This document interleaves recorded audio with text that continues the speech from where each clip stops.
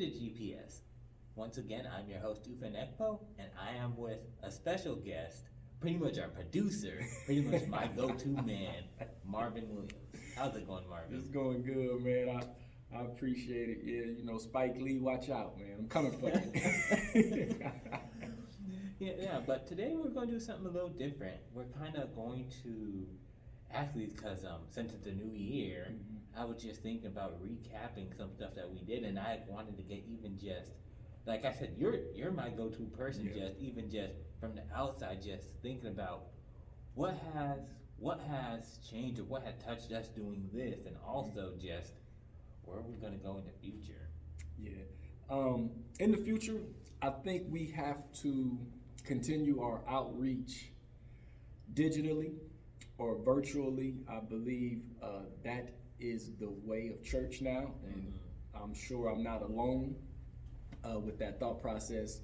Many people have came to that realization once COVID hit and restricted us from congregating in person. As we know, we're not out of the woods yet. There's a new variant, Omicron or Myocron, that is kind of taking the country or the world by storm. They said it is not as deadly or not as a threat as COVID-19, but it is more contagious. It is more easily transmitted. So I believe we have to look for more virtual and digital outreaches, and I just think the way of the church now is to actually be physical, in-person meeting as well as virtual meetings. And me and you work with youth, and I think what we were discussing was how can we reach youth more. Youth don't do Facebook. You know, I think if you under 30 and possibly 35, they not on Facebook. That's more of an elder, or like elder, or even just like millennials are more on Facebook. Yeah, and I think I guess I don't know what the age, because I get lost sometimes with the millennials, like the age range of it. But even some of your millennials have migrated. I think a large majority of millennials have also migrated over to TikTok. And not to say that they do TikTok more than Facebook. Is just I think that's more of an outreach platform. And what I discussed with you is, what do you think about involving a TikTok platform to our youth ministry here at Ecclesia? And I think it's something that and I'll be honest too, because actually it worked out perfect because we're recapping some of the stuff. Initially, if you would have told me when we started, I'd be like, I don't know if I want to do TikTok. I don't know. But now, it definitely could be an avenue that I think we should pursue. Not even think, we should pursue it. Because one thing that we were talking about earlier that really struck a chord, and it's true, is just with the generation, not even the youth, not even the young adults, just everyone, with, as soon as you're on the internet, you're bombarded with craziness. You could be watching something educational and there's an ad that's pushing sex. Something different. Especially on YouTube. Anywhere, it's like, how am I even here? What is this? And it's so easy to fall, because it's like all this is pushing, like you're doing something else, but now the devil just sprinkles that little thing, and now you're just wanting to go, oh. So I think we need to, like you were just saying, spread our avenues, just not be in one avenue. Correct. Because the devil's not. Yeah, he's everywhere. He's not limiting himself to certain virtual or social media platforms. So why would God? Yeah. You know, and I think if we look at it from that standpoint, I think what's important, we just had a leadership fast, a 7-day leadership fast, and obviously the course of the church of Ecclesia Christian Fellowship for 2022 is realign and recommit. I was just speaking with one of the elders there, and what's important, as what Pastor discussed in the leadership, is whatever we do and everything we do, it needs to fall up under the umbrella of the direction of the church body. So if we do a TikTok, if we're doing YouTube, if we're doing Facebook, and this not only goes for our church. I think that's for whatever church you may belong to. I think you need to make sure that what you are doing is going towards the goal, going towards the mission statement and or the vision of the church that you attend. And I think a TikTok, if our goal is obviously, which what it is to pick up the broken pieces in the lives of believers and to create authentic Christians, as long as that is the focus, and obviously the Great Commission, which was given to us by Jesus Christ, to go out and preach the gospel and baptize in the name of the Father, the Son, and the Holy Ghost.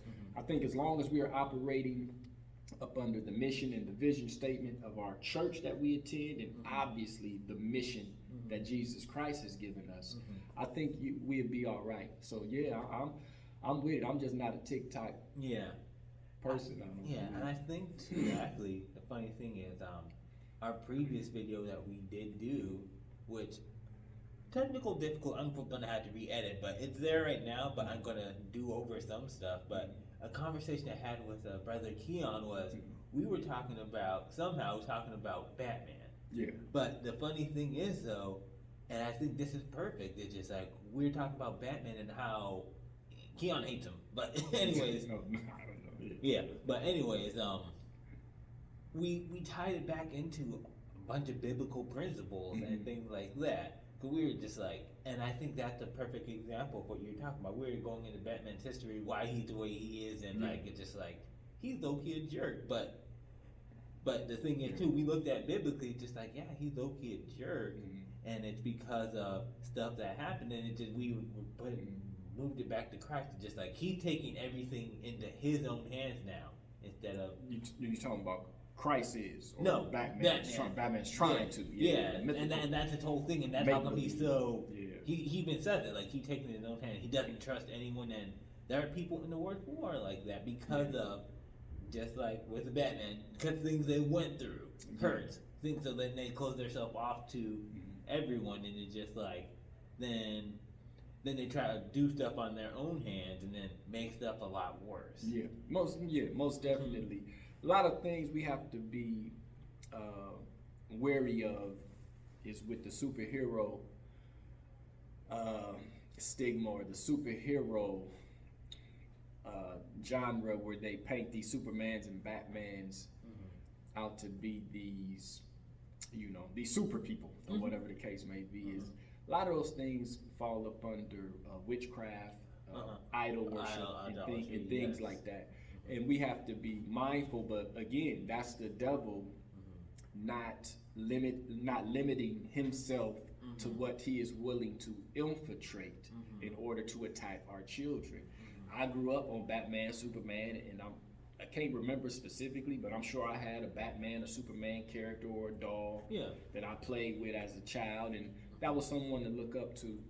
I think what's interesting, I believe one of those characters, Robin, his sidekick is coming out now as, I think, bisexual.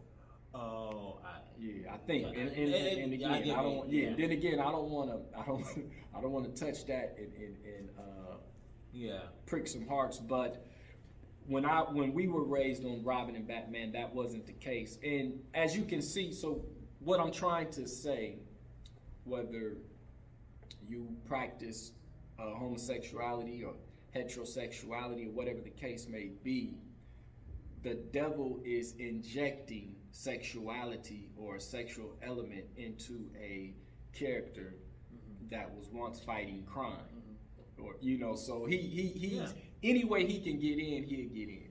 And actually, that's the whole reason for this podcast too, because even when you even think about it, and this goes, we wanted to say this happened brand new, but this happened in the beginning, when we were younger, when you were younger, because just like these cartoons, these shows kind of show you like this is what you need to be, this is what you need to do, and you start to believe this, and it's a lot of it will throw up that against the word, but you're just taught this at 5 years old and continue to teach it, and all your friends follow this too, so it's just like it must be right. It's right on the forefront. I had it. Just what happened to Paul. I mean, exactly what happened to Paul, because all the Pharisees, Saul, I'm sorry, I said Saul. Paul, yeah, Saul. Yeah, So yeah, all the yeah. Pharisees just, when he was younger, just like, this is Oh what yeah, you do, yeah. this is what you do. What you can do, right? They And they he laid believed it. they laid his coats at his feet before they Yeah. stoned Stephen. Yes, Yeah, most and then definitely. he Most just definitely. followed them like, oh yeah, this is normal. Yeah, most And definitely. and then he went through a bunch of stuff, and then he came to a realization he needed Christ. But that's what happens to us, honestly. Yes. All the stuff is thrown at us, and then now when someone says, "Oh, this is how you live right," it's just like, what? Right. I was taught this for 25 years or X amount of years. Now you're going to tell me this is wrong? Right. That's so true, man. And my hat's off to parents, grandparents, uncles, and aunts that actually raise their kids or bring their kids to church. My motto is, like I tell adults, I have some adult friends, they still out there, you know, they doing their thing. To me, they live in a life that's worldly, they live in a life in sin. My position with them is, if you're gonna do that, I get it. You old enough to know the consequences of your decisions, and you old enough to make that decision, and you old enough to deal with the repercussions.